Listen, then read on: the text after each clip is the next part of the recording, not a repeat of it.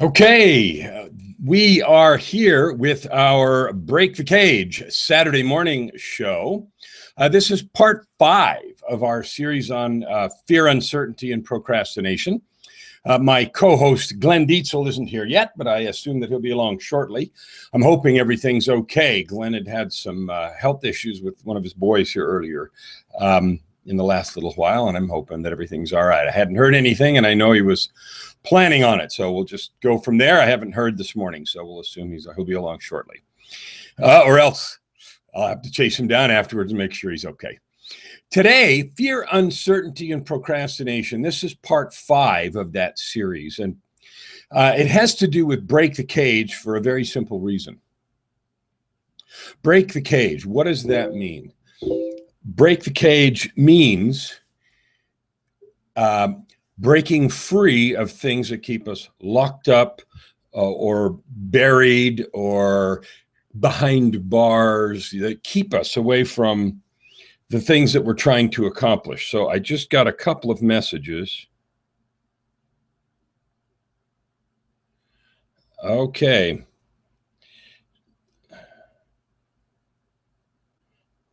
So Glenn is here trying to get on. And apparently, I don't know, Joy, Glenn is trying to get on. I've started its broadcasting, and he's sending me messages that he's not able to get on or something. So would you see if you can do that? All right, so Glenn's trying to get on. Let's just go ahead with what we're doing here. Breaking the cage has to do with getting out from behind bars. It has to do with getting away from those things that are keeping you locked up, keeping you doing less than you could otherwise do, keeping you bound down or constrained in some way. Breaking the cage has to do with getting past that. And Break the Cage Saturdays is dedicated specifically to help individuals and entrepreneurs, business owners and individuals, but solopreneurs and small companies, break the cage. Break past the barriers that keep us from achieving all we could. This is the 5th part of this one. This is our 3rd series. Remember, we did a 3-part series on integrity. We did a 6-part series on language. And this is our 5th of 5 parts on fear, uncertainty, and procrastination. And I called it F.U.P, the Albatross of modern business. And it looks like my nose is bleeding, but it's actually not. Everything's fine, in case anyone's wondering what that is.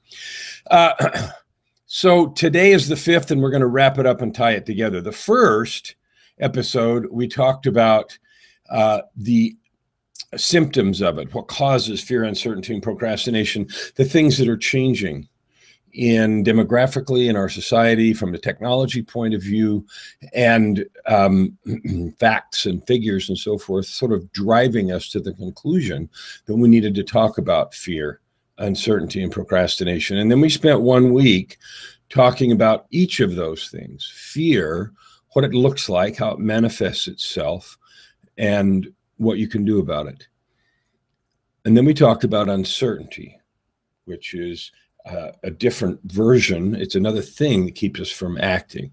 So we talked about what that looks like, what the symptoms are, how can we tell if we're locked up with uncertainty, and what to do about it. And last week we talked about procrastination, and we talked about what that looks like, what the symptoms are, how we can tell if we're caught up in procrastination. And then, of course, we talked about what to do about it. Today, I want to tie them all together for you.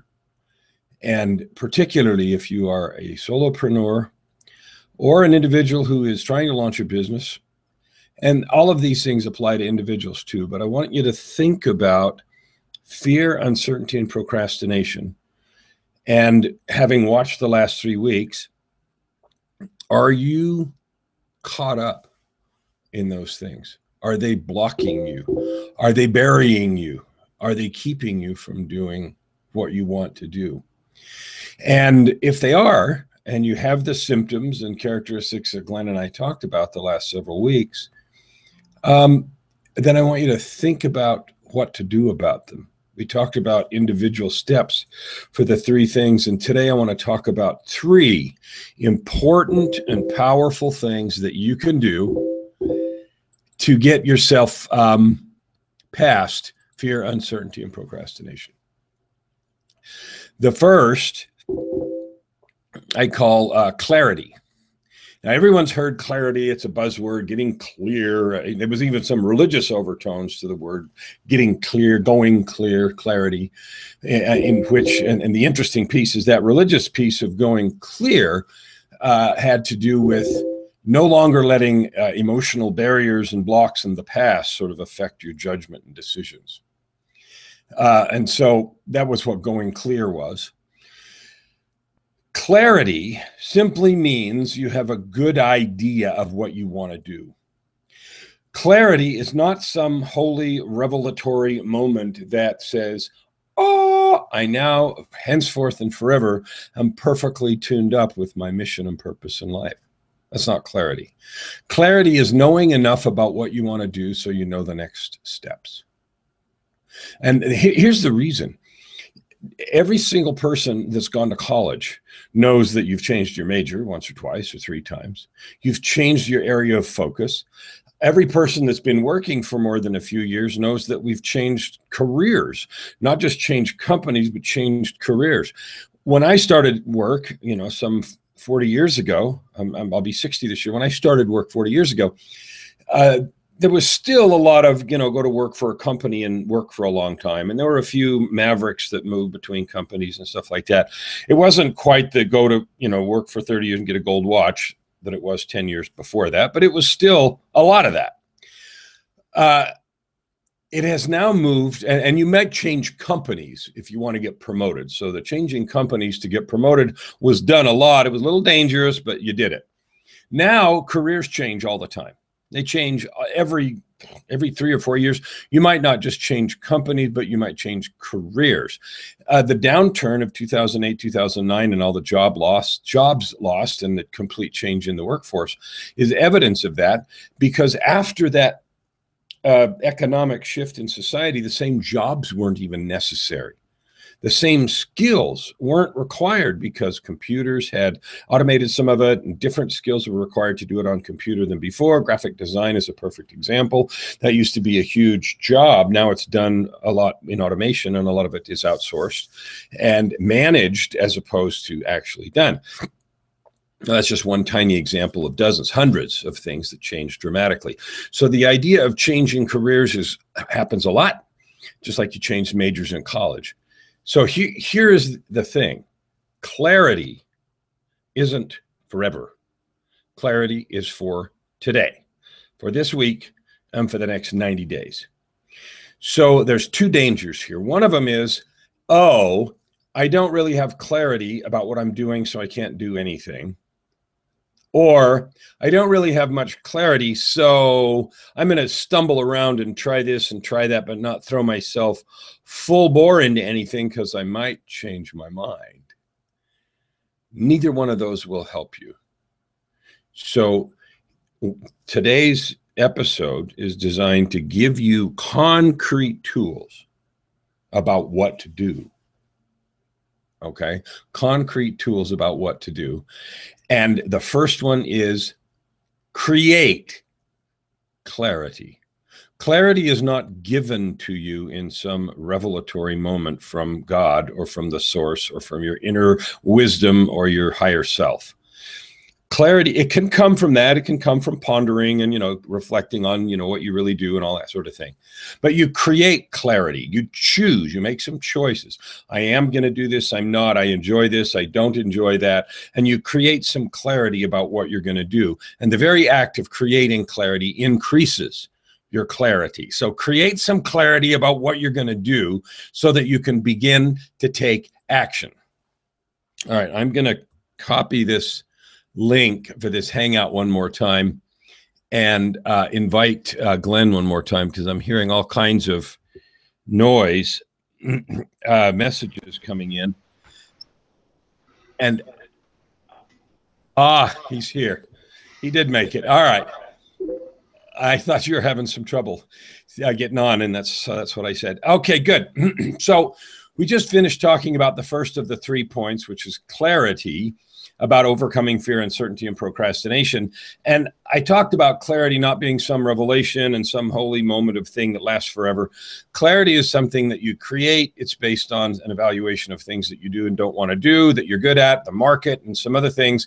And it's just like changing careers these days that we do every 5 to 7 years. It's like changing majors in college. You make some choices and you get moving on it and you create your clarity. You don't find it. So that's the short version, Glenn, of what I said. Before I moved on to the next piece, I wanted to give you a chance to reflect on clarity and how it is important and how to get it with respect to overcoming fear, uncertainty, and procrastination. You got some initial thoughts on that? Yeah. I'm just taking a couple of notes here from what you just said, Kellen, and you made a very astute observation of something that I've talked to actually my boys a lot about the difference between finding and creating. And I see, first of all, you can hear me okay, correct? Can hear you fantastic. Okay. Sound a little different. I don't know if you got a different mic setup, but I'm hearing you fine. Go ahead. Good. Okay, good. I see a lot of parents spend a lot of money in post-secondary education. Our oldest is just about to embark on his journey, and I see a lot of parents and a lot of kids talking about going to school to find themselves. And this whole notion of finding yourself, if you ask most people, they have this concept of finding themselves as opposed to creating themselves.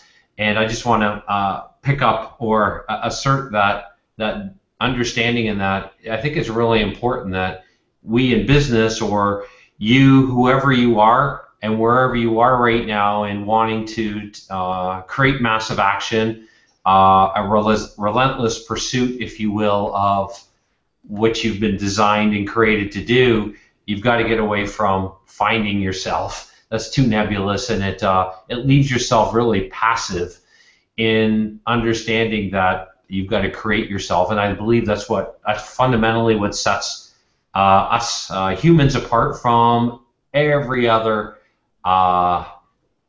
living being in the animal creation, and that's the ability to create. And create requires us to move away from finding, which is passive, and really taking an active approach. So I love it, and thank you for that. That was perfect. So we create clarity, we don't find it. And here's the cool thing. It doesn't mean that you can't change it. You go to college, you change your major. You go for a career, you think it sucks. You take a job, but you do something different. Okay. And don't be afraid of that journey, because it is in the journey, in the act of creation, that you find more things than you're ever going to find sitting around, looking for something. So create your clarity. Create your clarity, and that was the first piece. The second thing that I was prescribing in my 3-part formula for overcoming F.U.P. And getting rid of fear and uncertainty and procrastination is another C. So clarity is the first one. The second one is commitment. There's a difference, a huge difference between motivation and commitment. Again, motivation is one of those things, I'm going to riff on what Glenn was just saying, that we tend to want to go find. So we go to seminars, we go to read a book, we go listen to people talk, we go sit in a corner and meditate. And don't get me wrong, meditation is one of the most powerful creative forces and energizing things you can do. It's an integral part of my coaching and everything else. So don't get me wrong about that. But you don't find motivation. You can, but there's a difference between motivation and commitment. Motivation is something that we sometimes or often go find from outside of us. So we go look for something to give us motivation, or to create within us motivation, by listening to someone else, by looking at another example, by, navel gazing or anything else. We look externally for something to give us motivation, and then we take that motivation as the strength to go do something with the clarity that we have created. I want to propose a completely different model, which is you create the clarity by making choices, observations, and decisions. And then you make a commitment. And a commitment, again, is a decision. It is internal. It rests with you to simply do certain things that come from this clarity that you've created. So you make a commitment to do stuff that is consistent with a plan or an objective or a vision, as opposed to finding motivation. Motivation runs out, you get tired, and you have to go find it again. Commitment is simply something you choose to have. I want to talk more about it, but I want to give Glenn a chance to reflect a little bit on motivation versus commitment and creating commitment. Yeah, to pick up what you were just saying, Kellen, I think most of us at some level have been schooled or trained in, I'll call it middle class thinking. I don't even know if there's really a middle class anymore, but it's kind of been engineered that the world owes us something, businesses owe us something, we're going to go to school, and we've been raised with our hands open, in other words, constantly receiving. And school systems and much of our teaching and our outlook in life really comes down to somebody owes us something. And I believe at some level, all of us have been kind of indoctrinated in that way. I know I certainly was.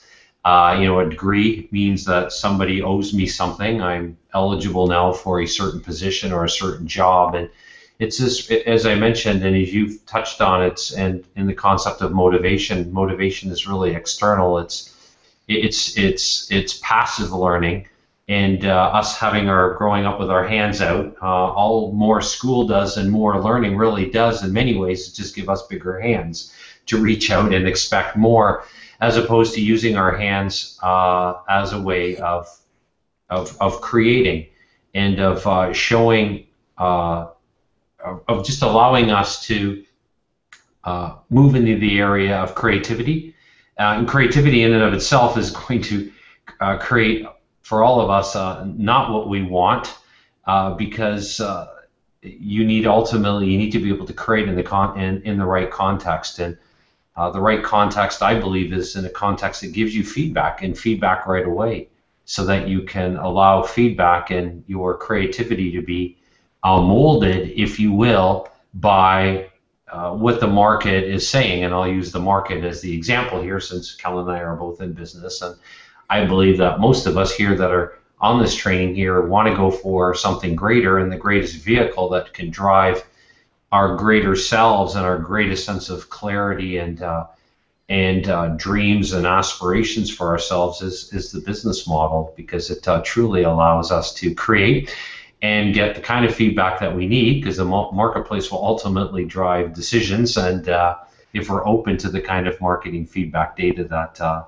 can just really direct us in where we want to go. So the opposite of having your hands out and expecting something, which is passive, is to use your hands to understand what it is that you want and go after, and then get the feedback that we all need to create, kind of, if you will, an active learning portal in our own lives. So I hope that helps, Kellen. Perfect. Yeah, no, that's perfect. So here's the thing that I want to leave you with in terms of commitment, which is the second C. Commitment is a choice. It's something you choose both the direction, the size, and the frequency of your commitment. So if you go with your hands, as Glenn talked about, to do things, you create something. You create it in the context of letting the market give you immediate feedback about its value. That's sometimes scary, because as a creative, the last thing you want to be told is that you suck. But it is necessary, because if you're going to be in business, then you have to provide something that the market needs and wants. So you have to marry the creativity, which is your ability to create value, with market need, which you get from feedback. And so you have to create a feedback loop that lets the market guide your creations. But all of this, not but, and all of this comes down to a simple commitment. I am going to fill in the blank. and motivation being external, and commitment simply being a statement. I'm going to exercise every day. I'm going to do business activities every day. I'm going to make a certain number of sales calls. I'm going to make a certain number of social media activities. I'm going to write copy. I'm going to create videos. I'm going to go to a speech. I'm going to give speeches. I'm committing to do certain things. And that commitment is what will keep you moving, not trying to find motivation to feel like it. So commitment is simply a decision to do something and to follow through, including things like letting your creativity be in the marketplace and getting feedback while it may be fun or not fun, making adjustments and then doing it again, and making the commitment to continue. So clarity is something you create. Commitment is something you choose to do. And if you see a common theme between those, it is that you are in control. You create clarity, you create commitment. It is not dependent on some external activity and power. And that, to me, is the key to your success. Glenn, other thoughts? Yeah, I always like to think visually, Kellen, and as I mentioned, and most people have their hands with palms up, and if you really want to create clarity, get your palms down, and at the end of the day, you've got to go and do something, and doing something requires you to move your hands in a different direction. So I just wanted to pick up on that as well, pick up on the fact that for 2.5 years, Kellen, I failed miserably in business because I treated business kind of like this kind of cognitive process. And if I just read more books and took in more motivational speaking and et cetera, and not really focus on doing, and sometimes doing means you're not 100% perfectly clear, but you want to, in the context of doing, you want to start opening up more and more conversations in the market. And we've kind of touched on that in the past, you and I, and getting, if you will, these tentacles of activity and commitment into the market. And there's no way of creating better commitment, I think, than committing to building your relationship capital. So if all of our thinking really comes down to a conversation, right, with ourselves, then all of relationship capital comes down to turning your value and creating value that allows you to start now expanding your sphere of influence and the conversations that you're having in the marketplace. So that's something, Kellen, that I've always committed to doing from day one. And it was like this aha moment that if I can start creating bigger conversations than what I'm having, kind of like, if you will, if we just denote those as like B2B conversations, and at the same time beginning to have a B2C conversation with potential candidates for your programs and services, some really cool things happen if you are open to data and feedback and being a real person of value. So the third C, and the last one we're going to touch on, we had clarity, which you create, commitment, which you create. And I love the additions and thoughts that Glenn had about creating larger conversations, getting in the marketplace, and that business obviously is just having more conversations. You want more business, have more conversations. And the conversation starts with a C too, by the way. So the third C is coaching. And here is why this is so important. Right this minute, we're in the middle of the Pan Am Games. They're in Toronto, not too far from Glen. They're going on, and you see people that look, they're up on the podium. They look like regular people. They might live down the block. They might do something, whatever. But they've made a commitment to do something. They've made a commitment to work out, to perfect a particular skill, and this one happens to be sport. Right now, also this week, ending tomorrow, is the Tour de France, which is this incredible thing that happens every year. And I've come to the conclusion that the toughest athletes in the world aren't the football players. They're not the rugby players. They're not the hockey players. They're the bike riders. I have never seen so many people bleed so much and dislocate so many bones that get up and finish the race. For hours and hours, they keep riding at an unbelievable speed. So every single one of those people have coaches if they want to get to a professional level. So if you want to operate at an amateur level and play football in the neighborhood or ride bike around the block, that's cool. If you want to start competing and you want to get there quickly, you get a coach. And if you want to get to the national level, you get a better coach and you make a bigger commitment. And if you want to get to the international level and compete on a world stage, you get a better coach and you make a bigger commitment. And so the notion that any of those players in any sport or in any big endeavor would get to a high level of performance without a coach and or mentor to help you with shortcuts, hand-holding, accountability, external view, seeing things you can't see, is just not realistic. It's nonsense. And so the third C of overcoming fear, uncertainty, and procrastination and growing your business quickly: clarity, commitment, and coaching. Glenn, I know you have some real strong feelings about coaching and mentoring. Why don't you give us some thoughts on that? Yeah, I have some pretty strong thoughts, and they maybe go against how most people view coaching.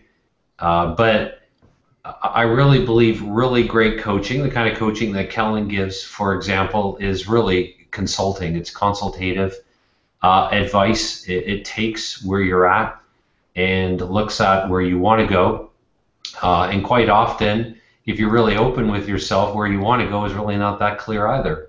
And I have this kind of weird notion that the goal setting process that most people use is really outdated, and it simply doesn't work because we end up, if you just think about goal setting with yourself, you end up setting goals that are kind of within your own paradigm. And the power of proper coaching or consulting, the kind that Kellen does, certainly I hope the kind of coaching and consulting that I do, and I've been fortunate to do for the last 12 years, allows somebody to see something new.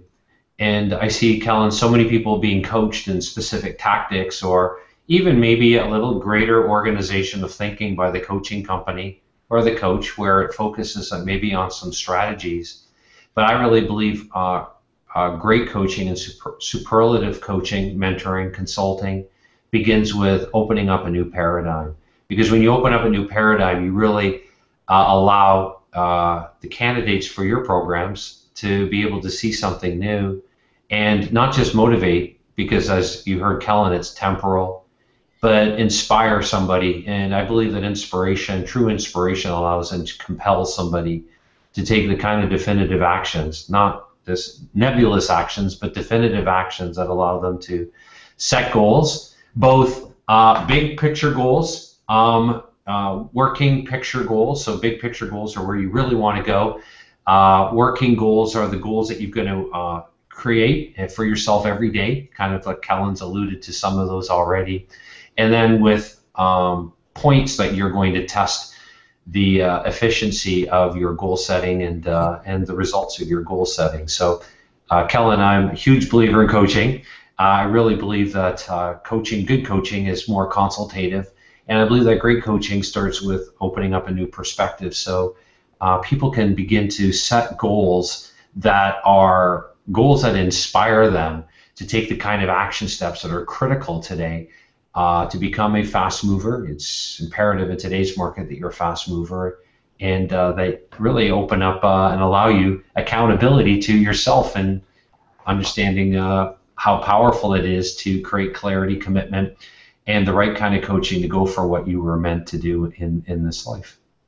So let's just wrap this up with the coaching idea that I love what Glenn said. Coaching is designed, or good coaching means that you're seeing a vision you couldn't see before. It's like the guy that's riding, let's use the bike thing, the guy that's riding the bike in a small race, and suddenly his coach sees talent and opportunity, and he starts talking to him about, have you ever thought about riding the Tour of California? Have you ever thought riding the Tour de France, the Tour of anything? And I'm not a bicyclist, so I don't even know the names of these races. But what I do know is that coaching, mentoring, does start with considering possibilities you had not seen, considering the possibility of visions you had not imagined. and then creating the feeling that maybe I can do that. And that creates this huge wellspring of inspiration and intense desire. And from that, then you can create these internal commitments that you're going to do what it takes to get up every day and ride and work and sweat and bleed and do whatever it takes to win the race. And we're talking physical things because I've talked sport. But business is the same way, because the necessary actions in business are just as uncomfortable and just as scary sometimes as falling off your bike or any of the things that happen on the way to sport success. We are a little bit over time. I want to thank Glenn, first of all, for being my co-host on this 5-part series, and today's the end. Thank you, Glenn. Thanks, Kellen. It's been a privilege and an honor, and I'm glad I could find time in my schedule to be here with you and with everybody. And I want to also encourage you, if you haven't seen these others, go back and watch it. This is part 5. Fear, uncertainty, and procrastination is a huge barrier for many people in their business and life. We've talked about real, honest, true, powerful ways to overcome that if you want to do that. If that's something, changing that paradigm and opening a new vista is something that you want to do. Thank you for attending with us. We'll be taking a week or 2 off from Break the Cage Saturdays, and then I'll start with a new series, which I'll announce after a little while. Again, thanks for being with us, and go watch the old ones. And until next time, break the cage now.